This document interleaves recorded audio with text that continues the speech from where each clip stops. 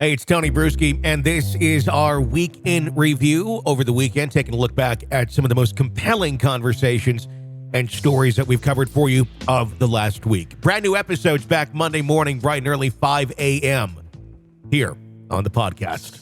This is the Hidden Killers podcast with Tony Brueski. Featuring former FBI Special Agent and Chief of the Counterintelligence Behavioral Analysis Program, Robin Dreeke. I want to talk about the home a little bit of Heuermann, where his wife, Asa Elrup, is staying with their two adult children. I know I've been a bit critical on and off about it. It did seem like a hoarder house to begin with. Obviously, the FBI and the police went in and did their raid and did their search and found what they were going to find. It's to be expected that they're going to cut up couches and mattresses and that sort of stuff.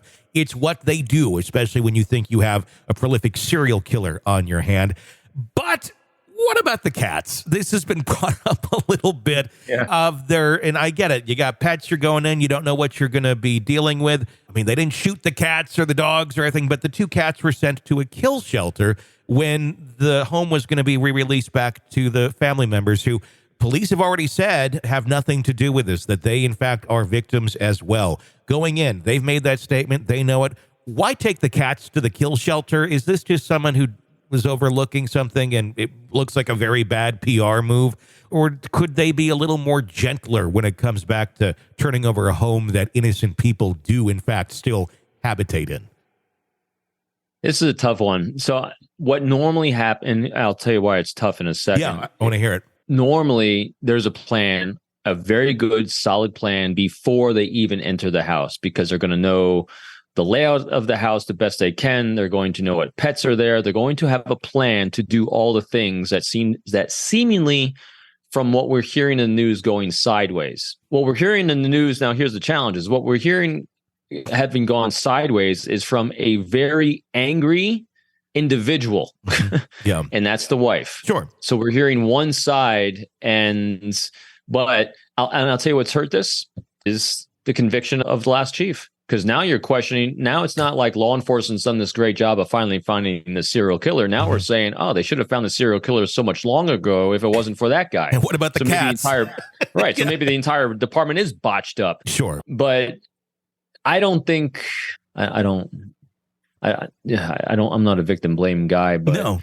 She could be, everyone could be presenting the information in a different way, I think. I think if indeed it's exactly as she's described it, then what has happened is it's horrible. It's not right. It's not what normally does happen. And I'm shocked that, knowing that this information is out there and she is saying these things, that corrective action has been taken. I'm asking myself, where is, like every time there's an arrest of this kind of nature, you have the victims assistance programs come in. The FBI has them. Every organization has this group that comes in to right the wrongs and fix these things preemptively.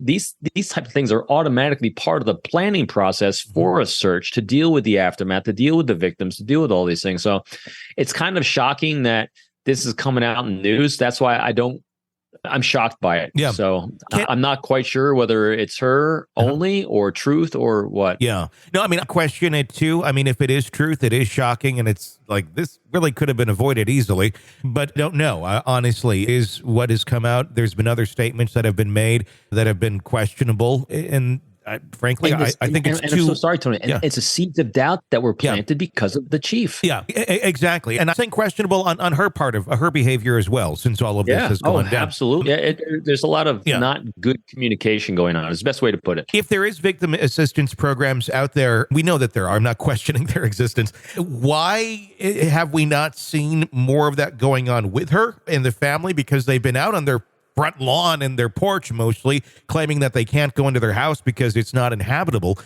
Wouldn't we have seen more of these groups helping, or do they also have the right to turn all of that away at the same point? Yes. You hit them all right there. Yeah. Just because the service is offered doesn't mean you're going to take the service. And those types of things, if she is a wound collector, sure. I don't like the victim, blaming the victim kind of thing here. But that's what I'm saying. The language she is using, I don't think is helping herself. She's painting this picture that typically is incongruent with, I mean, seriously. So here's a good way to think about this. I mean, we'll do our thought experiment as we do sometimes. We have seen arrests across the country where they've made big things too. I mean, let's just look at the Koberger case. You don't see the father and that family claiming that their house is still destroyed, unlivable, and he was accused of being a serial killer. So something went differently there than here. And that's what makes me question what's going on, because she is the only one I've ever seen at this level complaining about this, which makes me question her, makes me question the department, makes me question everything. So I'm with you. Like everything should a little closer, have a little closer look at, just to be sure. And so we can all have the correct context on this and where this is coming from, because I could see at the same point your husband was just arrested and accused of being the Gilgo Beach killer. She's filed for divorce. That's a sign that we would look at and go, maybe she believes this is true, or maybe she's just sick of his shit. And maybe he's just been a very difficult person and this is just the last straw, whether he's guilty or not.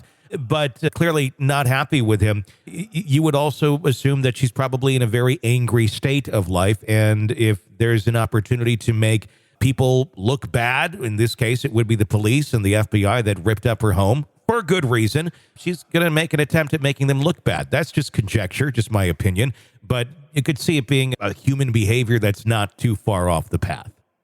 100%, and totally understandable as well, because regardless whether he is the Gilgo Beach killer or not, it's the evidence of him actually soliciting prostitutes is, to have come forward saying, yep, that was him. And he was scary, and just having that out there, regardless of the serial killer side, that destroys relationships, that destroys marriages, and it looks like, that the family has a lot of challenges, with her health and her kids' health. I mean, it's just a train wreck. And so you totally can understand her optic and her context. That's why it makes me curious why we're not seeing, like you said, why we're not seeing more in there when it comes to victim assistance. Yeah. It would be good to have that answered of, well, she turned it down. Then we can close that chapter. Yeah.